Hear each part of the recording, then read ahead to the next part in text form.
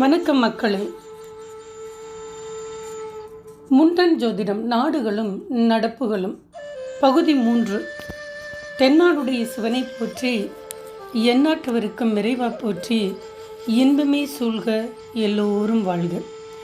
இந்த கிரகணத்தில் பூமியில் உள்ள அனைத்து உயிர்களும் அகப்பட்டு விடுபடுகிறது.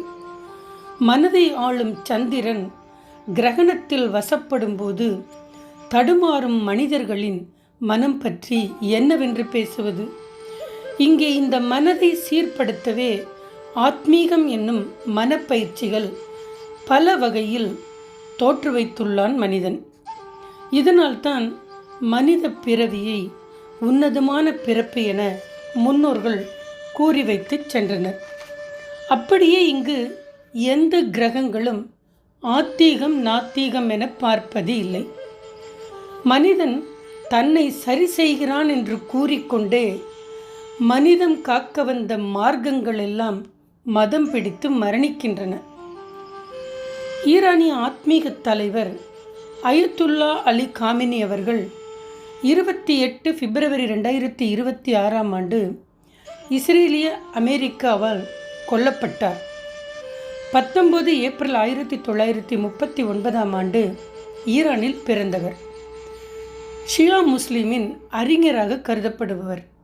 இவர் பிறந்த ஆண்டில் இருந்த கிரகணங்கள் என்னவென்றால் 19 ஏப்ரல் 1939 வளைய சூரிய கிரகணமும், 3 மே 1939 முழு சந்திர கிரகணமும், 12 அக்டோபர் 1939 முழு சூரிய கிரகணமும், 27 அக்டோபர் 1939 பகுதி சந்திர கிரகணமும் வந்துள்ளது. அயத்துல்லா அலி காமினி அவர்கள் 28 பிப்ரவரி 2026 இறக்கிறார். 2026 கிரகண அமைப்பை பார்ப்போம். 17 பிப்ரவரி 2026 வளைய சூரிய கிரகணமும், 3ஆம் தேதி மார்ச் 2026 சந்திர கிரகணமும், 12 ஆகஸ்ட் 2026 முழு சூரிய கிரகணமும், 27 மற்றும் 28ஆம் தேதி 2026 பகுதி சந்திர கிரகணமும் ஏற்பட்டது. இந்த கிரகண அமைப்பை பார்த்தால் ஒத்த கிரகண அமைப்பாக தோன்றுகிறது. இந்த போரில் இரு தரப்பு வகையினரையும் பார்க்க வேண்டும். இஸ்ரேலிய அதிபர் பெஞ்சமின் நெத்தன்யாகு 21 அக்டோபர் 1949 இஸ்ரேலில் பிறந்தவர். 1949 கிரகணங்களை பார்ப்போம்.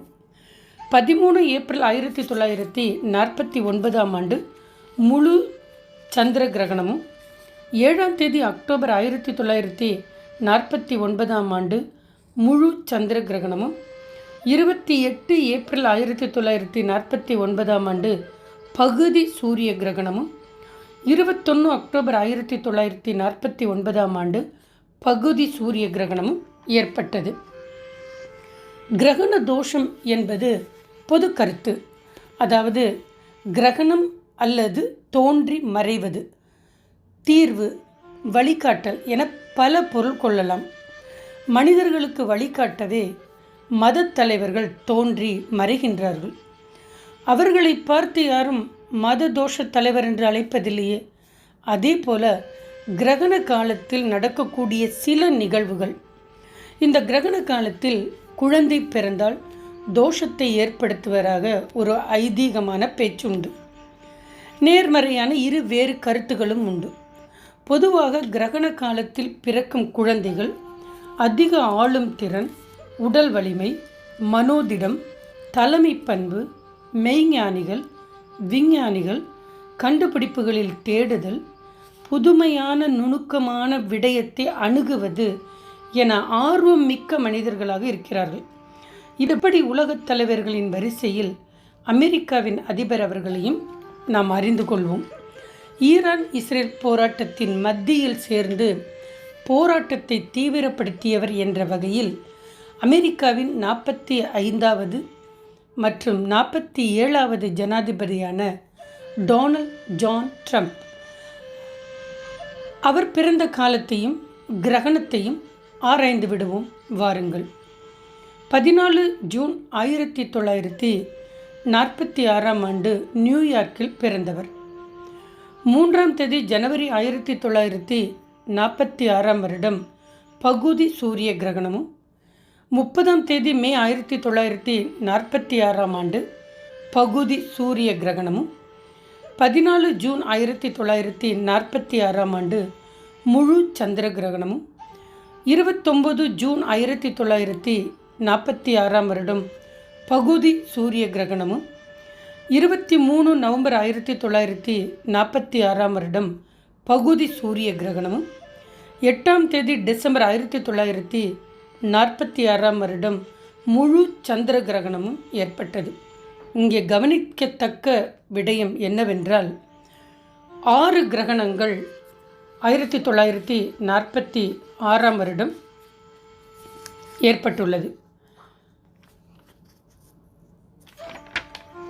முக்கிய உலகத் தலைவர்களான அயத்துல்லா அலி காமினி அவர்கள் 19ஆம் தேதி ஏப்ரல் 1939 நாள் பிறந்தார். அன்று வளைய சூரிய கிரகணம் ஏற்பட்டுள்ளது.